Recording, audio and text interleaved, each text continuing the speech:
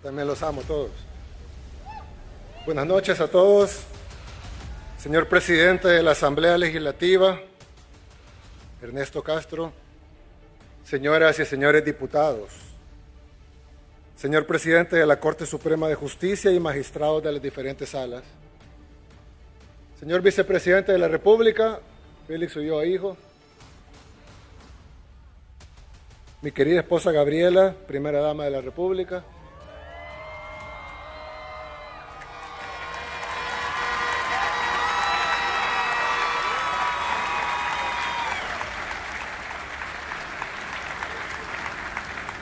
señores diputados al Parlamento Centroamericano, señor presidente de la Corte de Cuentas de la República, señora presidenta del Tribunal Supremo Electoral, señores miembros del Ministerio Público, señor fiscal general, procurador general y procuradora para la defensa de los derechos humanos, excelentísimos señores embajadores y honorables jefes de misiones diplomáticas acreditadas en nuestro país,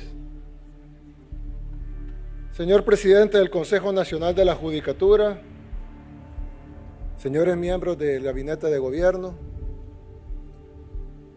honorables representantes de organismos internacionales, mi querida familia que me acompaña acá, invitados especiales, pueblo salvadoreño.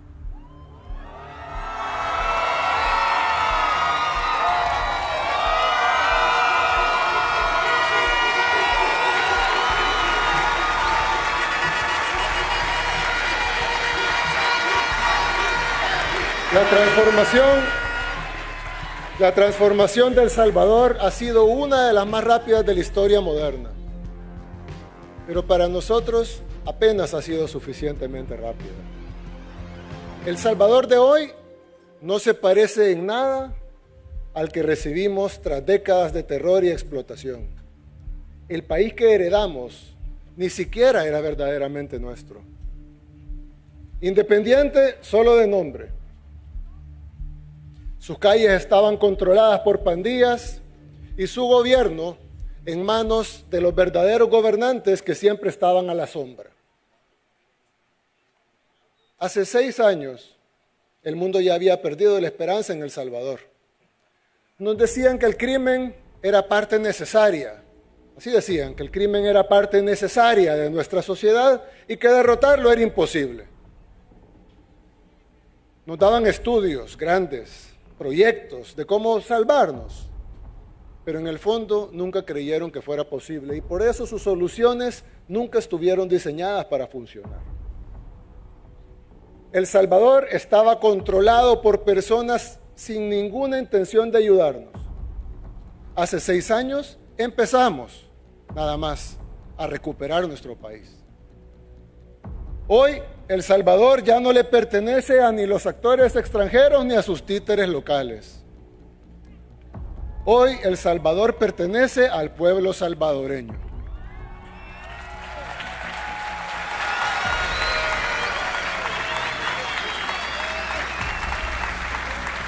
Ahora, el mundo habla de El Salvador y del milagro que por la gracia de Dios hemos logrado. Y nuestro ejemplo ya inspira a muchas naciones del mundo. Nos tomó tiempo, nos costó sacrificios, requirió paciencia y confianza. Ya logramos lo imposible, pero nuestro trabajo apenas comienza. Tuvimos que luchar además por lo que otros países en otras latitudes dan por sentado, que es la libertad de construir un futuro en sus propios términos. Lo que estamos a punto de construir en El Salvador solo es posible gracias a que lo que hemos logrado en estos años y lo que lograremos de ahora en adelante. Solo será posible con la misma fe y con la misma perseverancia que nos trajo hasta acá. Hemos vencido a la pesadilla que nos aterrorizaba. Ahora vamos a construir el país que soñamos. Nos tomó tiempo, nos costó sacrificios, requirió paciencia y confianza. Nuestra nación es joven. Aún así, si tomamos esos 200 años de nuestra joven historia, la transformación que hemos alcanzado ha sido una fracción insignificante de esa historia. 200 años versus 6. Y de esos 6 años, si tomamos en cuenta que tuvimos una asamblea totalmente en contra de todo, y que el poder real de nuestro país y las cortes y los jueces y los magistrados nos bloqueaban de la manera más perversa posible, realmente han sido 4 años. 4 años con el poder de cambiar las cosas. Uno de esos cambiando la estructura de nuestro país y los otros 3 venciendo a las pandillas y al crimen. Venimos de un país sistemáticamente saqueado, destruido a conciencia y con una única política pública real, el miedo. Miedo de salir de la casa, miedo de tomar el bus, miedo constante por nuestros seres queridos, pero también miedo al sistema de salud, miedo al sistema educativo, miedo al sistema económico exclusivo y voraz, miedo al sistema político y miedo en lo social. Los gobiernos eran meros administradores de ese miedo. Lo aplicaban a conciencia, lo rentabilizaban a conciencia. Recordarán cuando llegó la izquierda, rentabilizando el miedo social, el miedo económico. Algunos dicen que antes había democracia y hoy ya no. Han leído eso por ahí, ¿verdad? Que antes había democracia en El Salvador y que ahora ya no. Pero lo cierto es que antes solo se podía elegir entre la opción mala o la peor. La democracia, que algunos dicen que extrañan tanto, era la democracia del miedo. Los ricos tenían menos miedo que los pobres, pero nadie se escapaba. Todos tenían miedo. Y si alguien no lo vivió en nuestro país, puede venir acá y preguntarle a quien quiera. El que diga lo contrario, el que diga que no es así, es porque ese modelo era su fuente de ingresos y su estilo de vida. En otras palabras, los que vivían del crimen. Nadie más puede anhelar esos tiempos. Nadie más. Es imposible que un ser humano que sepa lo que pasó acá anhele eso. Los únicos son los que no conocen, los que no viven acá y no saben qué es lo que sucedió acá, o los que vivían de eso. Su institucionalidad, porque oyen eso bastante, ¿no? La institucionalidad era dejar que violaran a nuestras mujeres, que masacraran a nuestros hijos, que extorsionaran a nuestros emprendedores. Esa era la institucionalidad. Su transparencia era dejar que mataran a decenas de miles de salvadoreños y otras decenas de miles de víctimas que disfrazaban como desaparecidos. Algunos dicen que las pandillas dejaron 120,000 muertos en El Salvador. Pero si revisamos las cifras de desaparecidos en aquellos entonces versus las cifras de desaparecidos ahora, nos daremos cuenta que la diferencia es tan abismal que realmente un 90% de esos desaparecidos eran homicidios disfrazados. Y que la cifra real de homicidios es de arriba de 200,000 salvadoreños asesinados por las pandillas. 200,000 salvadoreños que deberían estar acá con nosotros, pero que sus vidas fueron truncadas por la falsa paz que nos vendieron. Porque todo se va uniendo. La transparencia, la institucionalidad, la paz, la democracia. La democracia era tener hospitales de lámina podrida, sin mantenimiento, pero preservaban la memoria histórica.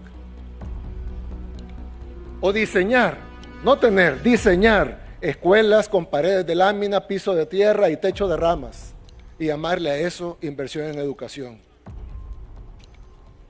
Justo hace unos días estaba viendo el índice de democracia de The Economist. No sé si vieron cómo The Economist, un medio internacional, ha pasado todo el día, cada 3 horas, publicando artículos sobre El Salvador, bien preocupados por El Salvador. Pues ellos publicaron el índice de democracia del mundo, ¿verdad? Y pusieron todos los países del mundo con calificaciones del 0 al 10. 10 es el país más democrático y 0 el menos democrático. A mí me pareció curioso que fueran monarquías hereditarias las más democráticas, según ese índice de The Economist.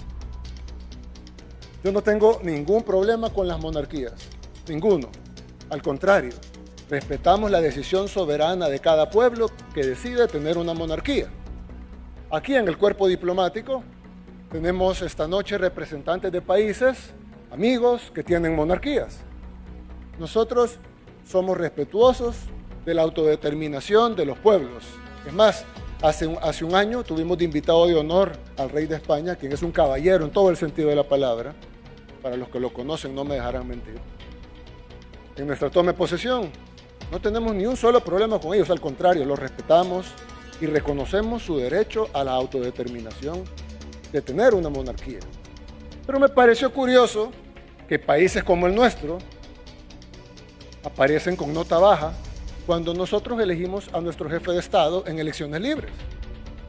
El Parlamento se elige en elecciones libres. Y aún así, nuestra calificación es baja. Y los países que eligen a sus jefes de Estado por herencia tienen más puntaje que los países que elegimos a nuestros jefes de Estado por elecciones libres.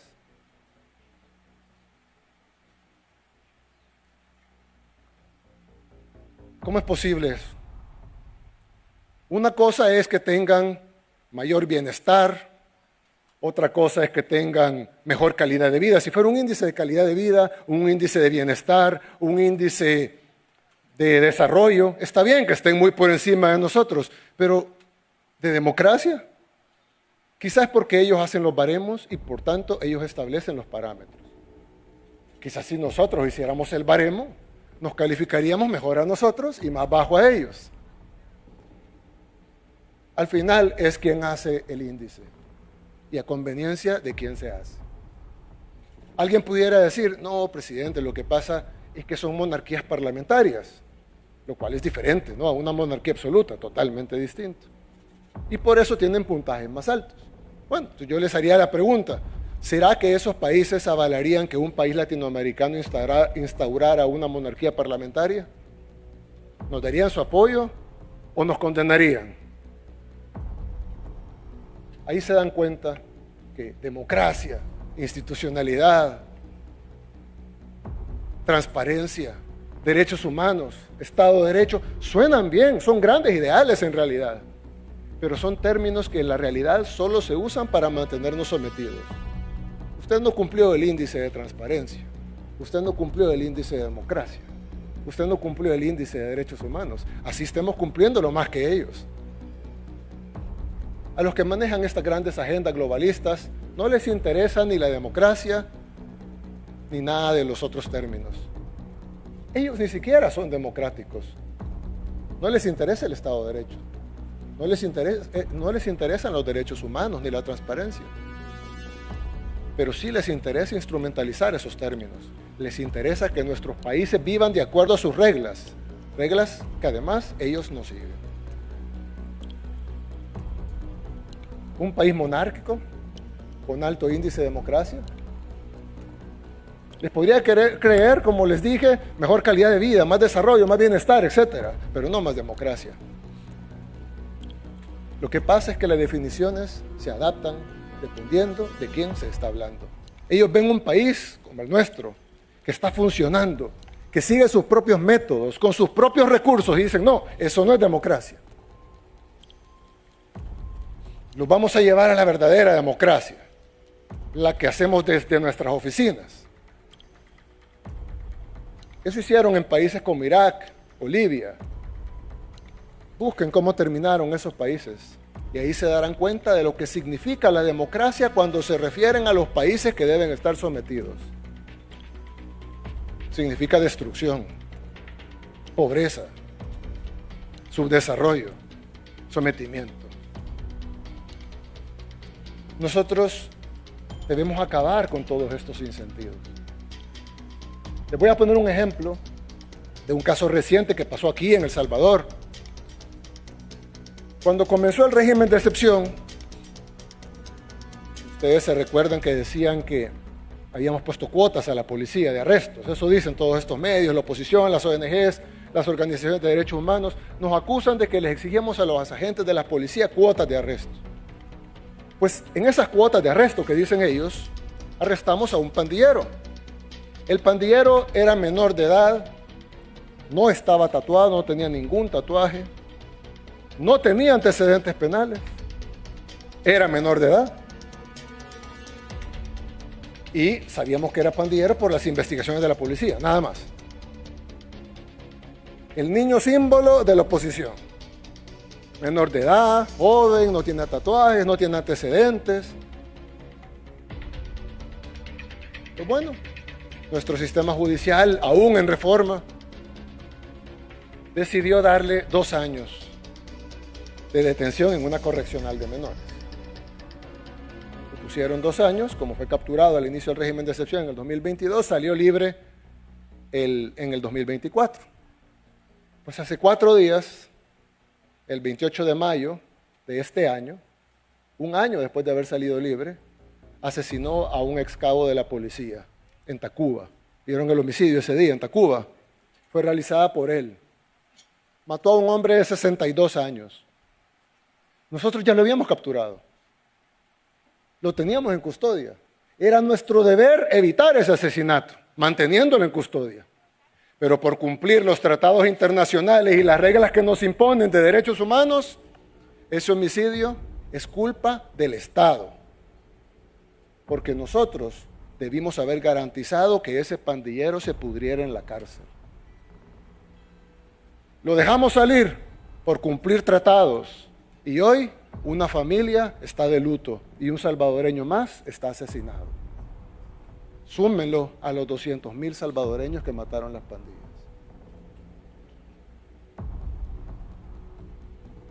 Por supuesto, el pandillero ya lo volvimos a agarrar, ya no va a volver a salir nunca más. Pero lo tuvimos en nuestras manos la oportunidad de que no asesinara de nuevo. Y no lo hicimos. Por eso es que lo que ellos, los supuestos defensores de la democracia y el Estado de Derecho, lo que realmente quieren es que seamos incapaces de castigar a los asesinos en nombre de un supuesto ideal de derechos humanos que no es más que los derechos de los delincuentes, porque si fuera derechos humanos estuvieran viendo por los derechos humanos del cabo en Tacuba, el señor de 62 años que fue asesinado y de su familia que está de luto. Nadie ve por los derechos humanos de ellos. El sistema internacional nos obligó a velar por los derechos humanos del criminal que salió a matar. En la vida real, perdonar al criminal es condenar a las víctimas. Sigan gritando, libérenlos ya. Ya los escuchamos y ya sabemos el resultado de eso. Que regrese la muerte, que regrese el caos, que regrese el miedo. Y no vamos a permitir nada de eso.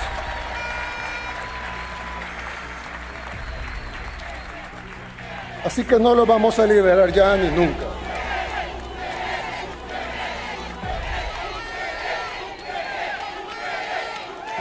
Tristemente, somos testigos de cómo países hermanos nuestros todavía creen en estos organismos internacionales, todavía creen en estos tratados que supuestamente es para ayudarnos a nuestros derechos humanos. Y algunos políticos de la región, lamentablemente, y cuando digo región me refiero a Latinoamérica, no a Centroamérica, me refiero a toda Latinoamérica, se prestan a este juego. He visto cómo medios internacionales citan presidentes de otros países, o los entrevistan, o ponen videos de presidentes de otros países hablando de democracia. ¿Por qué mejor no van y le preguntan a su gente si ese presidente ha hecho algo por ellos? ¿Cómo pueden llamar líder democrático a alguien que no lo quiere su propio pueblo? ¿De qué sirve una democracia, entre comillas, cuando es más bien un Estado fallido que no puede cumplir ni siquiera con su labor principal, que es la labor principal de cada Estado? Darle seguridad a sus ciudadanos. Hay muchas labores, pero la principal es darle seguridad a sus ciudadanos. No pueden cumplir ni eso. Y a eso le llaman Estado de Derecho. Democracia significa el poder del pueblo. Si de verdad les importara tanto nuestro pueblo, ¿por qué intentan socavarlo en cada oportunidad? Algunos países que pasaron años criticando a El Salvador, hoy arrestan a sus propios ciudadanos por publicaciones en redes sociales. Han visto esto, ¿no? Países democráticos, países campeones de los derechos humanos, arrestan a sus ciudadanos por publicaciones en redes sociales. Prohíben a su oposición política, calificándolos de extremistas. Entonces nosotros prohibamos a la nuestra porque son extremistas también. Pero no, nosotros le permitimos a nuestra oposición hacer campaña, conseguir votos, así sean de sangre, y que se cuenten. Ellos no. Prohíben a sus oposiciones. Anulan elecciones incluso. Y luego vienen y nos quieren dar a nosotros lecciones de democracia. Cuando ven los resultados de nuestras elecciones libres, cuando ven las encuestas, cuando ven nuestros niveles de aprobación, dicen, es que los salvadoreños están manipulados. A los que nos están escuchando en otros países, que yo sé que son un número considerable, imagínense si alguien de otro país, que ni siquiera conoce su país, les dijera que su opinión en su propio país no vale, porque usted está manipulado. Y que ellos, que no viven en su país, son los que saben qué es lo mejor para ustedes. No lo aceptarían, ¿verdad? Nosotros tampoco. Algunos críticos internacionales, ya han escuchado esto también, me imagino, dicen que le quitamos a los salvadoreños la democracia para darles la seguridad. Por lo menos aceptan que hemos dado seguridad. Pero dicen que lo hemos hecho a costo de la democracia. Algunos incluso dicen, yo en mi país no tengo seguridad, pero al menos tengo democracia. Déjenme decirle que no lo engañen, usted no tiene ni seguridad ni democracia. Usted lo que tiene es un Estado fallido, la falsa sensación de que pueden elegir algo. ¿Qué es lo que quieren? Que eliminemos el régimen de excepción para que la comunidad internacional diga que bien, miren Bukele, ya quitó el régimen. Pero que los salvadoreños vuelvan a ser asesinados. Quieren que tomemos decisiones para que afuera no me cataloguen como dictador, aunque eso signifique que nuestro país vuelva a ser invivible. Había una masacre, literalmente una masacre cada día.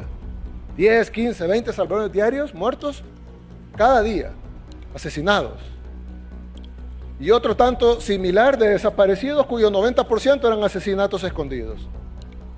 ¿Cuándo dijeron algo? Y como dije hace un rato, lamentablemente hoy estamos viendo esa realidad en otros países. Y duele porque nosotros ya sabemos lo que es. Ya vivimos ese escenario repetirse por todo el continente y venimos de ahí. Sabemos para dónde van. Y conocemos qué es lo que está mal. Gobiernos cómplices que prefieren quedar bien con la élite globalista antes que evitar que sus ciudadanos mueran. A eso se le suman todas esas organizaciones nacionales e internacionales que dicen que ayudan a la gente, cuando en realidad solo saben lucrarse de ellos. Por eso, hace unos días, esta Asamblea Legislativa aprobó la Ley de Agentes Extranjeros. Es una ley para proteger la cooperación internacional, para asegurarnos que esos fondos que vienen del extranjero y que dicen ser para proyectos sociales, sean realmente para eso, para ayudar a la gente.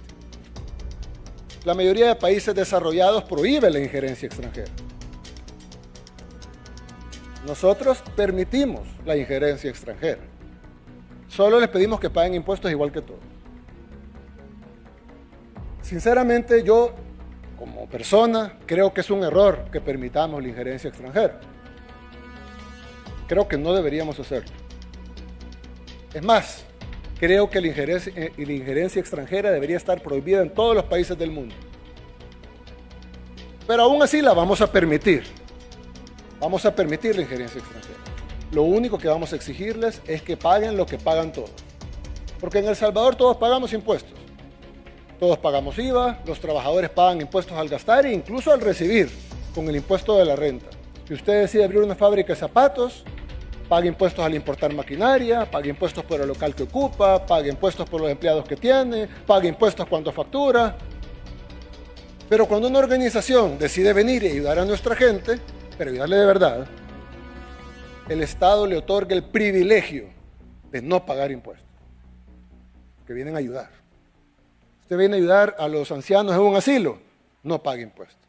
Le vamos a dar el privilegio de no pagar impuestos porque usted está ayudando a los ancianos de un asilo. Viene a darle medicamentos y hacer jornadas médicas a los salvadoreños, no pague impuestos. Usted lo está haciendo para ayudar. Ayude y nosotros le daremos el beneficio de que no pague impuestos para que pueda ayudar todavía más. Toda la cooperación que venga a proyectos sociales de países amigos o de organizaciones estará libre de impuestos. Pero hay organizaciones extranjeras que dicen venir a ayudar y realmente vienen a hacer política, a mover millones para campañas políticas, a operar en la oscuridad, sin reglas, sin límites, sin pagar nada. A ellos nadie los eligió en elecciones democráticas, ya que hablamos de democracia. Ni siquiera en elecciones de segundo grado, pero sí se sienten en el derecho de influir en las decisiones del país, con dinero, con total impunidad. Las supuestas organizaciones de derechos humanos que defienden a asesinos que alguna vez masacraron a nuestra gente. Los medios tradicionales despliegan activistas disfrazados de periodistas para difundir mentiras. Y a eso le llaman libertad de prensa. Congresistas extranjeros vienen a tocar las puertas de las cárceles a exigir que liberemos delincuentes. ¿Con qué derecho se sienten? Siempre son los autoproclamados defensores de la democracia los que no creen en nuestra democracia, no creen en el poder de nuestro pueblo. ¿Cómo pueden decir defender la democracia si ni siquiera saben la definición de democracia? ¿Cómo pueden imponernos reglas que ellos mismos no respetan y ofrecernos sistemas que hace mucho tiempo dejaron de funcionar para ellos? ¿Cuál es la situación en sus propios países? ¿Por qué no se enfocan en proteger a su gente en lugar de atacar a la nuestra? La respuesta es simple y se supone que no se debe decir en voz alta, aunque ya sea evidente para la mayoría de personas en el mundo. Las fuerzas externas que ejercen su poder encubierto sobre países como El Salvador no están interesadas en el bienestar de nuestros pueblos. Su objetivo es generar inestabilidad, porque la inestabilidad mantiene a nuestras naciones dependientes de ellos. Los países del tercer mundo están destinados a seguir siendo del tercer mundo, no están destinados a mejorar. Y cuando un país como el nuestro decide mejorar, entonces está violando las reglas del sistema internacional. En El Salvador, además, ya vivimos esa falsa democracia durante décadas. Ya hicimos lo que ustedes decían que había que hacer, ya seguimos sus consejos y nos dejó más pobres, más enfermos, más subdesarrollados y más inseguros y más saqueados. A eso no vamos a volver.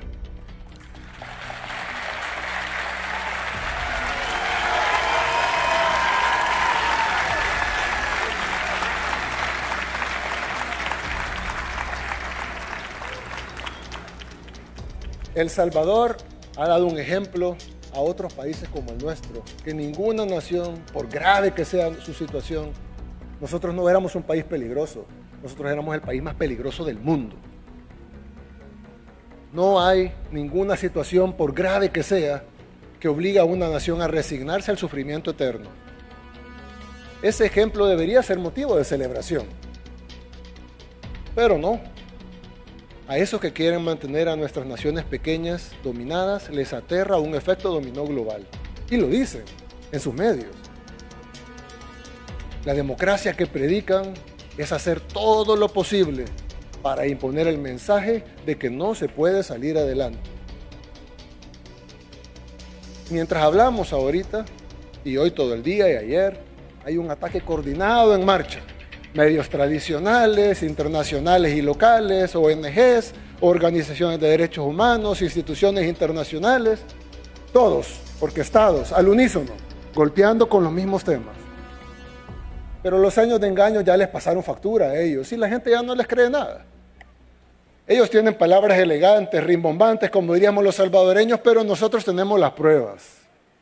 Cuando dejamos de tomar esa medicina envenenada de los poderes extranjeros y comenzamos nuestra propia terapia, empezamos a sanar.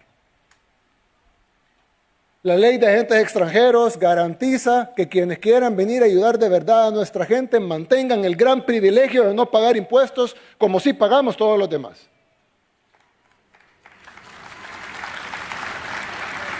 Pero también garantiza que quienes vengan a velar por intereses políticos al menos paguen sus obligaciones tributarias como todos los demás. Y ojo, insisto, no estamos prohibiéndoles que lo hagan, no estamos prohibiéndoles que se metan en política, no estamos prohibiéndoles que traigan sus agendas, no estamos prohibiéndoles que tengan injerencia en nuestro país, simplemente estamos pidiendo que se anoten y que paguen impuestos como cualquier empresa de cualquier cosa. Y además de pagar impuestos, les decimos tengan decencia y dejen de mentirle descaradamente al pueblo salvadoreño. Solo miren algunas de las mentiras que están diciendo con el apoyo y patrocinio de organizaciones extranjeras y amplificadas por supuestos periodistas y medios independientes. Y luego Open Society. Pese a los resultados extraordinarios, han mentido todo lo que han querido sobre nuestras medidas de seguridad. Nos han llamado de todo. A mí en lo personal me han dicho dictador en todos los medios que han querido y podido. Desde los panfletos salvadoreños hasta los panfletos internacionales, los más prestigiosos. ¿Saben qué? Me tienen sin cuidado que me llamen dictador.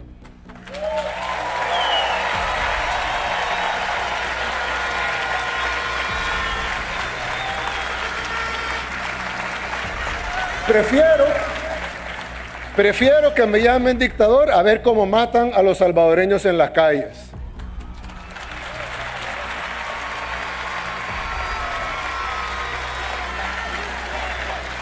Prefiero estos momentos cuando agarro el celular y veo dictador, dictador, dictador, dictador en las noticias y no ver asesinato, asesinato, asesinato, asesinato, asesinato.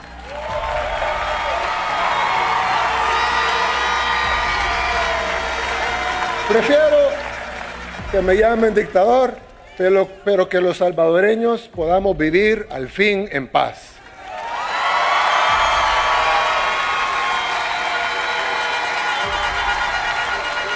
Que se queden ellos discutiendo su semántica y nosotros vamos a seguir enfocados en buscar resultados. Y contrario a las mentiras que ellos difunden día y noche, tenemos más resultados que cualquier otro gobierno en toda nuestra historia.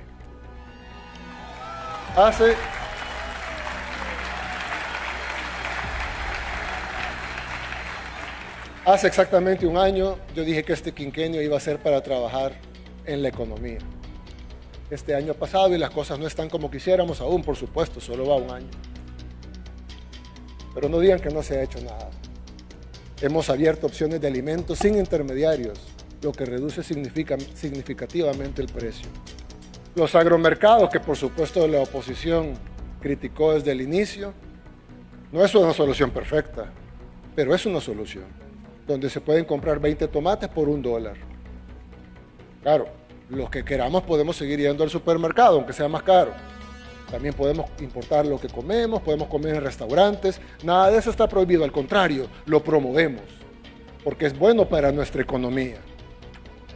Es bueno porque estos lugares generan empleos, pagan impuestos. Si tienen el dinero y el presupuesto para hacerlo, háganlo. Pero a nosotros como gobierno también nos corresponde dar una opción accesible para las mayorías y eso estamos haciendo. Tampoco hemos aumentado impuestos, a excepción de los agentes extranjeros. Y aún así, logramos tener este año, el 2025, como el primer presupuesto completamente financiado que no incluye un solo centavo de deuda para gasto corriente.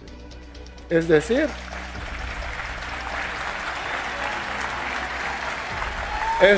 incluye la totalidad de gastos sin necesidad de financiamiento adicional. Y así como estamos haciendo eficientes los recursos, estamos trabajando también de la mano con organismos internacionales, con países, con bancos extranjeros, con los que hemos establecido una relación de respeto mutuo. Porque nosotros no queremos ser un país aislado.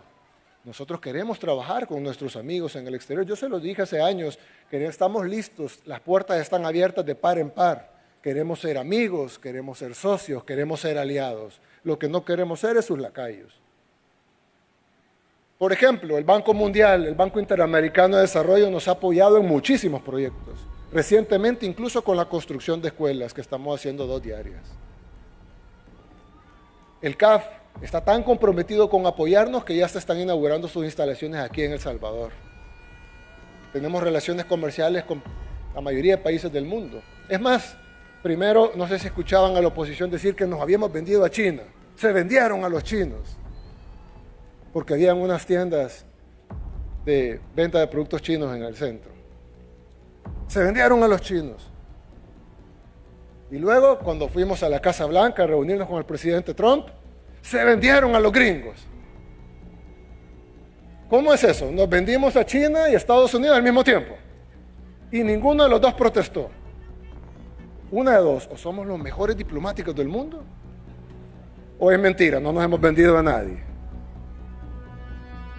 Y más recientemente, como una prueba de que tenemos dignidad, pero no estamos cerrados a la cooperación internacional, estamos abiertos con las puertas de par en par para cualquiera que nos quiera acompañar en este camino.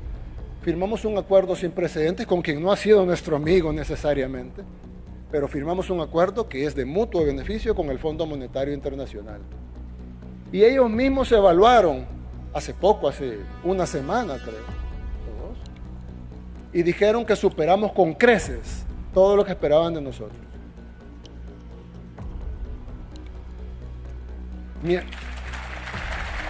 Mientras tanto,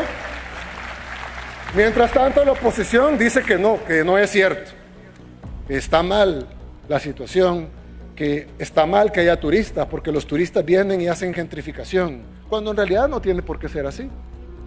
Al contrario, mientras más visitas, la tiendita vende más, el restaurante familiar crece, los jóvenes de la zona se pueden quedar porque ahora ya hay oportunidades y no tienen que emigrar a los Estados Unidos para buscar esas oportunidades en el país donde sí hay turismo. No les gusta que hagamos acuerdos con organizaciones internacionales, no les gusta que hagamos empréstitos para obras porque no prestamos para gastos, no les gusta que hagamos acuerdos con entes financieros, no les gusta que tengamos turismo. Entonces, ¿qué quieren?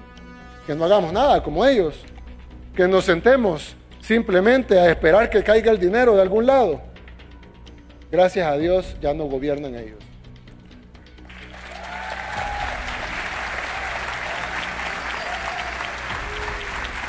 Lo mismo ocurrió con la educación. Mintieron todo lo que quisieron, dijeron que no invertiríamos en eso porque lo que queríamos es que el pueblo fuera dócil y manejable. Pero la realidad es que en el quinquenio del profesor se invirtieron promedio solo 948 millones de dólares en educación.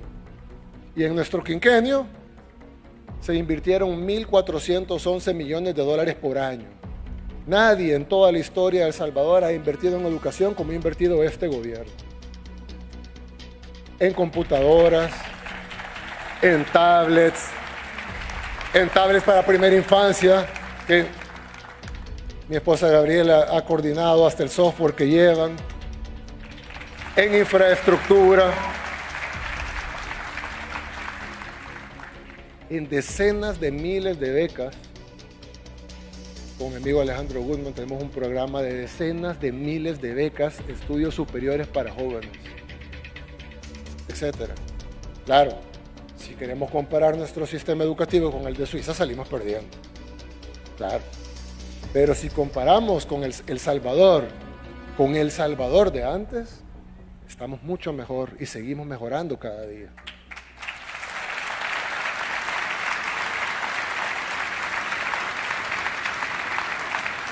Comparemos nuestro país en la actualidad con el pasado. ¿Para qué? Para saber de dónde venimos, a dónde estamos y para dónde vamos.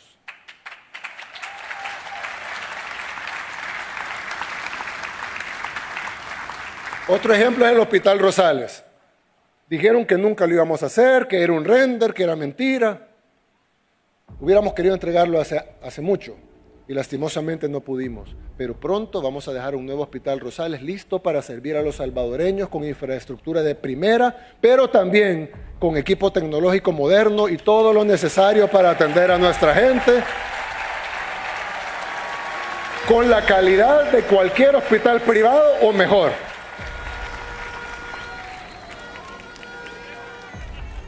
Vayan, desde afuera se puede ver. Pasen por el carro, lo van a poder ver en construcción, es real. Ahí está, no es un render, no es solo una promesa. ¿Qué van a decir ahora? No lo sé, seguramente otra mentira, o van a inventar otro tema. Gracias al apoyo del despacho de la primera dama, hemos avanzado en la creación de centros de atención a la primera infancia, los CAPIs. Para los que lo han visto, son lugares hermosos de atención a la primera infancia y primero Dios, pronto, con el tiempo, paso a paso, van a ir apareciendo en cada lugar del país.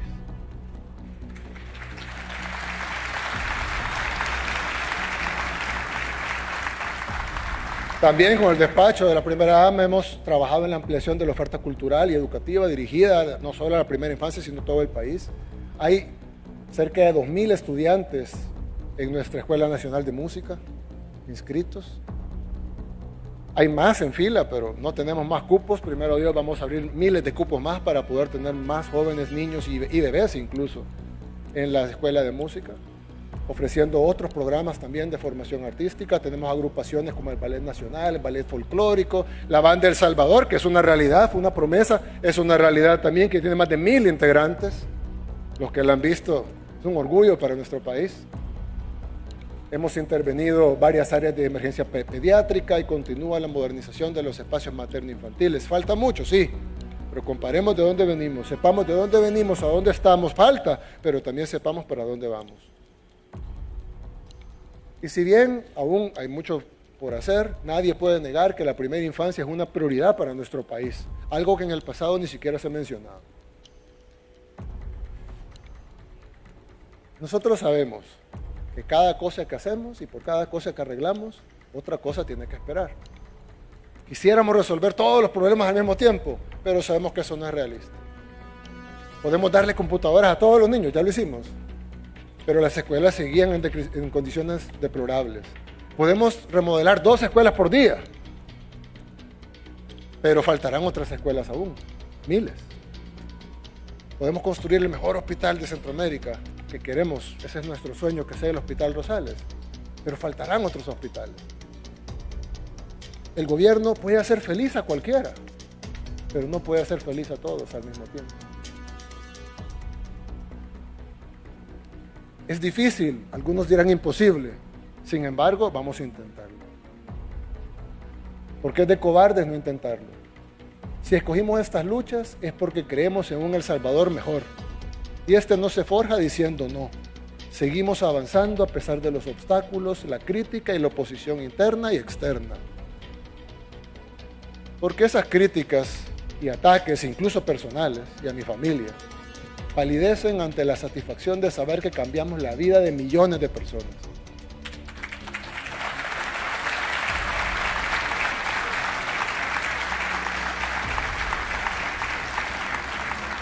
Hoy estamos viviendo una transformación profunda, pero también enfrentamos un momento delicado. Hay quienes son incapaces de aceptar el cambio e intentan manipular y cambiar la realidad. La oposición ha convertido la manipulación en su principal estrategia y el periodismo es una de sus principales armas. Digo entre comillas porque el periodismo es falso, obviamente. Que tenían reglas éticas, un método. Yo creía en eso. Yo creía que el periodista buscaba la objetividad. Por más difícil que fuera buscarla, buscaba la objetividad. Con el tiempo entendí que en la mayoría de casos eso realmente no existe. Lo que hay son agendas. Y periodistas que responden a ellas, algunos con más descaro que otros. No hay método periodístico que valga cuando la orden es atacar. Y nunca es una decisión del periodista, claro. Es una decisión del dueño del medio. Aunque sea mentira, aunque no tengan pruebas, lo van a decir. Todo es para vender una narrativa. Vayan a ver las cuentas de los grandes periódicos de Estados Unidos y del mundo y verán que han activado cientos de notas de El Salvador para atacarnos. Todos juntos, como dije al inicio, al unísono, en una sola voz. medios grandes con alcances que nosotros no podemos ni imaginarnos. Y no son de un solo dueño. Muchos de ellos son supuesta competencia, incluso. Pero está demasiado obvio que son coordinados. Por supuesto, ellos no nos combaten a nosotros porque nos consideran un enemigo importante. Nosotros somos un pequeño país, pobre. No tenemos una gran potencia económica ni militar. ¿Por qué nos atacan tanto entonces? No le tienen miedo a un país como El Salvador. Le tienen miedo al efecto dominó, de que cada vez más países del mundo decidan salirse de su control, de sus planes. Los periodistas solo son una de las herramientas que ellos tienen, no es la única. Pero su trabajo es hacer ver a los buenos como los malos y a los malos como los buenos. Eso es lo que venden, ese es su negocio. Y está bien, es su trabajo, para eso les pagan, está bien. Lo que está mal es que nosotros creamos que es para beneficio del pueblo. El pueblo tiene que tener algo claro. Todos tenemos una agenda. Yo tengo una agenda. Ellos tienen una agenda. Los políticos tienen una agenda. Las ONGs tienen una agenda. Todos no tienen. Tenemos una agenda. La diferencia entre ellos y nosotros es que nosotros no ocultamos la nuestra. Aquí estoy enfrente de ustedes como político. Y lo hago como presidente de la República exponiendo nuestra agenda. Y la gente tiene el derecho a votar esa agenda. Si la quiere o si no la quiere. Y hace poco tuvimos elecciones y ganamos con el resultado más alto de todas las democracias del mundo.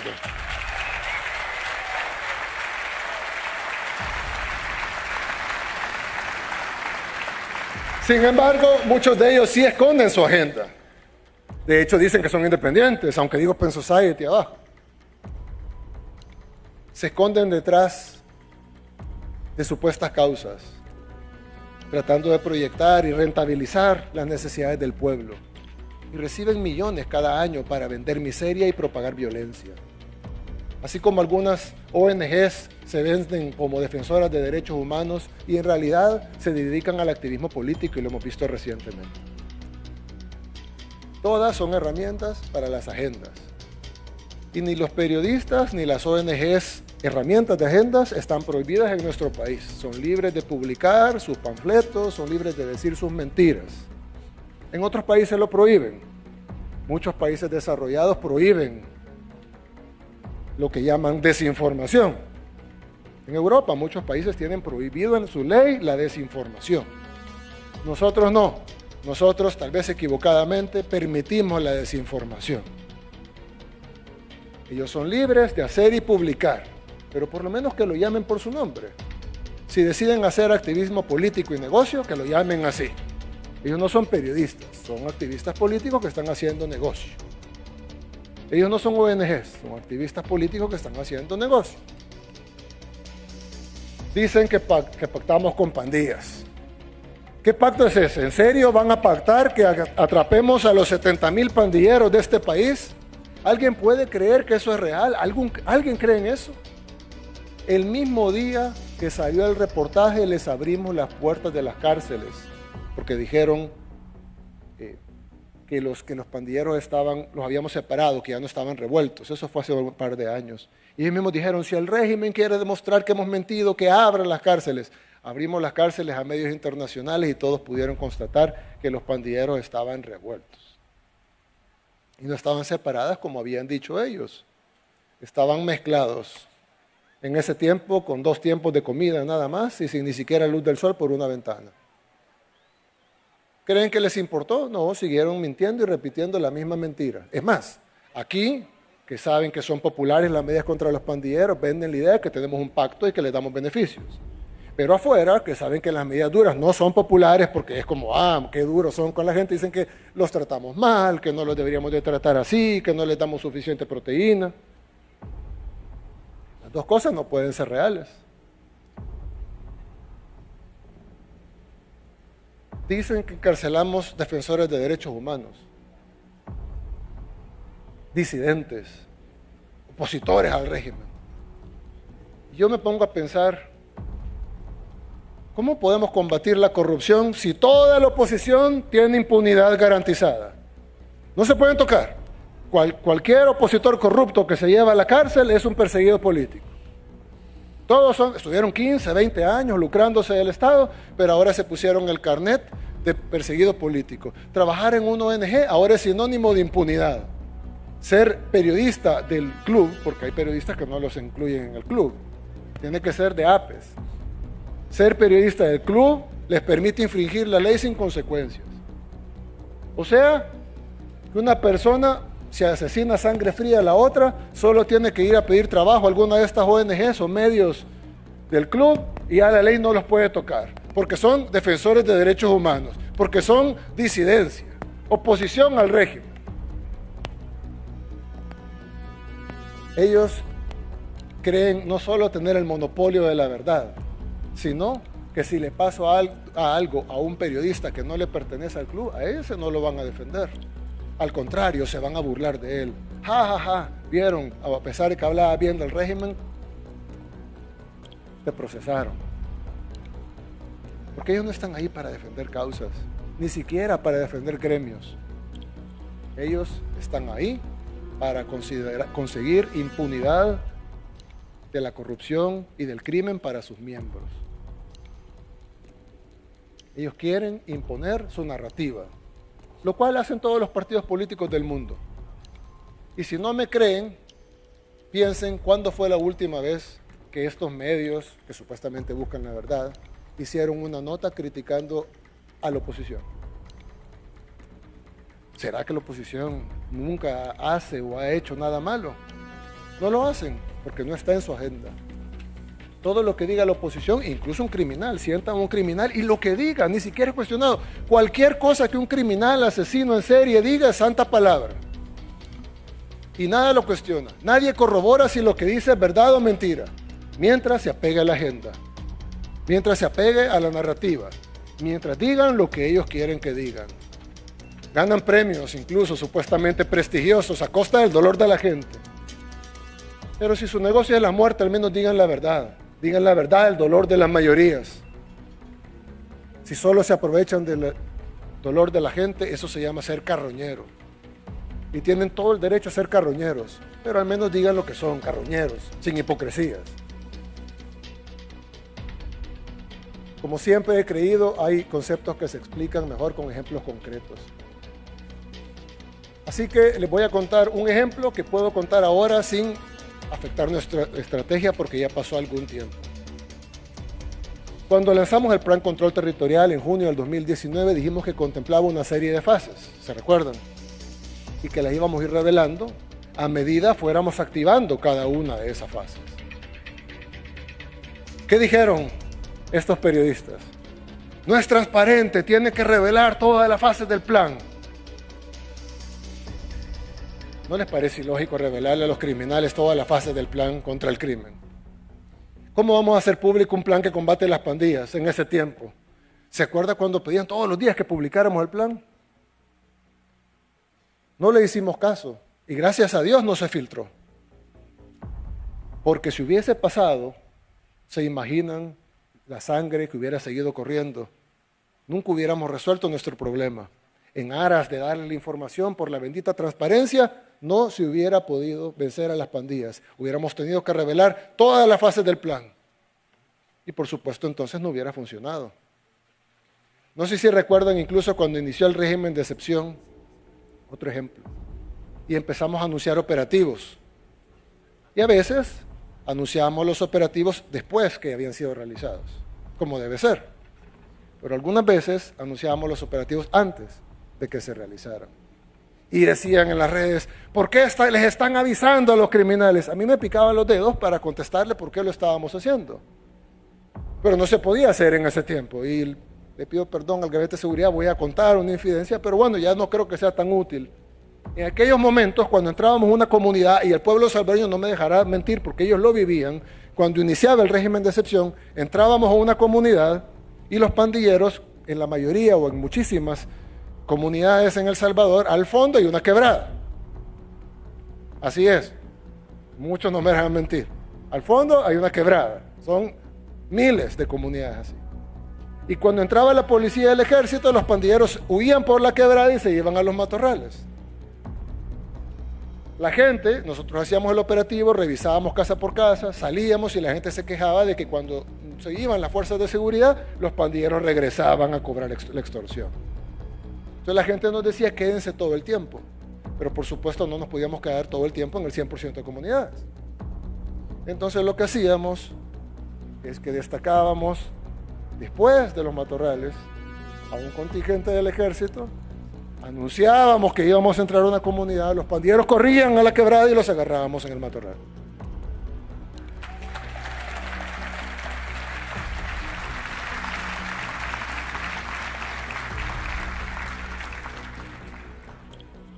Hoy se los conté.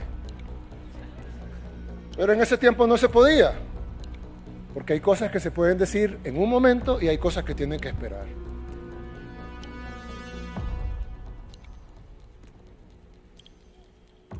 Gracias a Dios,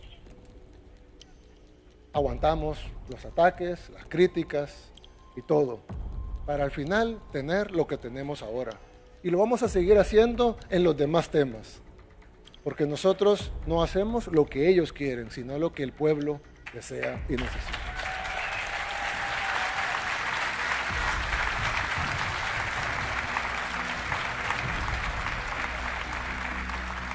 Revelar el plan control territorial antes de tiempo hubiera significado decenas de miles de muertos, hubiera sido sangre en sus manos. ¿Y qué hubieran tenido a cambio? Primero hubieran filtrado, hubieran tenido visitas, likes, dinero, grants internacionales, y luego hubieran recibido premios y hubieran publicado las claves de por qué falló el plan de El Salvador, un estudio de fulano de tal, y hubiera recibido un premio, miles de salvadoreños muertos a cambio de su premio.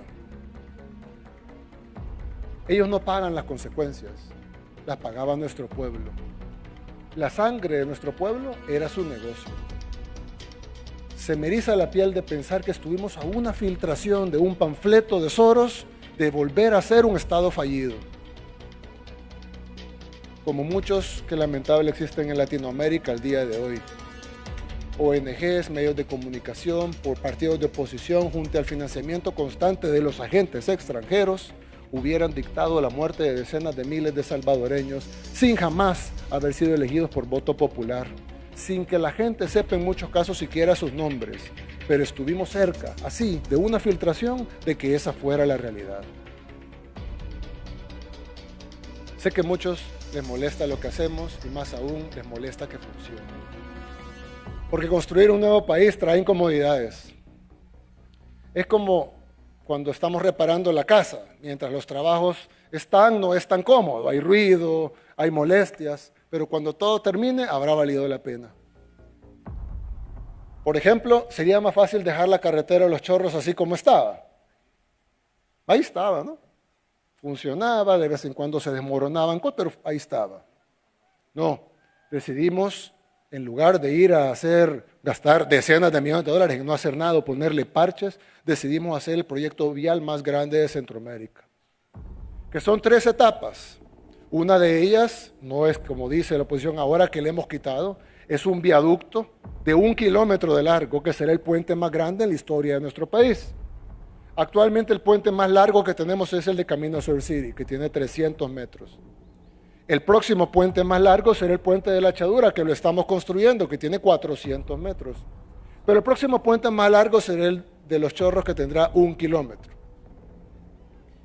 Vamos a ampliar ese viaducto a 8 carriles, el viaducto Francisco Morazán, que será el puente más largo del país, y lo conectaremos con 3 etapas que harán el proyecto vial más grande en la historia de El Salvador, de 400 millones de dólares, para solucionar una arteria que ha sido un problema desde, para los que conocen la historia de ese camino, de hace 500 años. Literalmente cortando una montaña que es 25 veces más grande que 25 veces el tamaño del monumento del Salvador del mundo, más alto. Y son 25 taludes. Es una obra que ningún otro gobierno se atrevió a ejecutar. Y pronto lo vamos a terminar. Tardará un par de años, pero es pronto si lo vemos en toda la historia de nuestro país.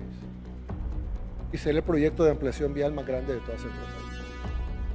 Son algunos meses de molestias, pero luego van a ser décadas de beneficios para los que transitan a diario por ahí y el desarrollo de nuestro país. En fin, lo que tenemos ahora no es perfecto, claro que no. Nunca lo va a ser, somos seres humanos, pero es 1000 veces mejor a lo que siempre tuvimos. Si no dejamos que los mismos de siempre nos dividan, si no caemos en la trampa de los que solo se quejan, vamos a lograr mucho más. Todo empieza por valorar lo que ya logramos y por soñar en lo que podemos lograr. Porque un pueblo que no valora lo que tiene está a un paso de perderlo. Pero claro, cuando uno se acostumbra a algo bueno, uno quiere algo mejor. Y está bien exigir. Lo que no está bien es que ahora, los que nunca hicieron nada, sean los que más se quejan. Incluso ahora, con las cosas que sí están funcionando, algunas personas piensan que los cambios que hemos logrado y seguimos haciendo son fáciles o que cualquiera los pudo haber hecho. Bueno, los expertos en pandillas dijeron que las maras eran un mal necesario, imposible de quitar, que requeriría varias generaciones de salvadoreños poderlo quitar. Como siempre digo, gracias a Dios no les hicimos caso.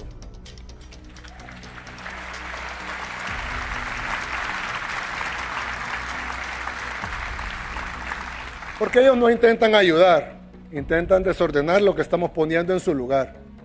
Se resisten a ver nuestra casa en pie.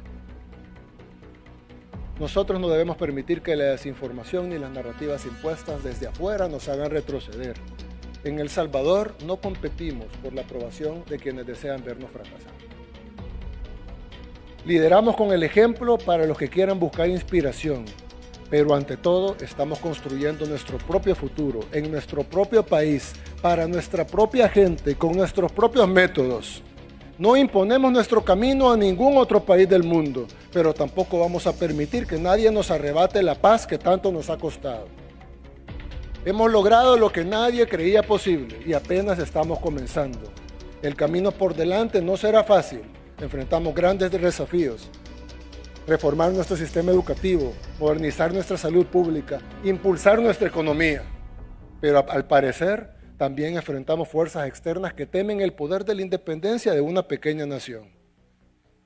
Nuestro futuro puede ser hermoso, pero construirlo no será rápido ni sencillo y requerirá confianza, paciencia y sacrificio.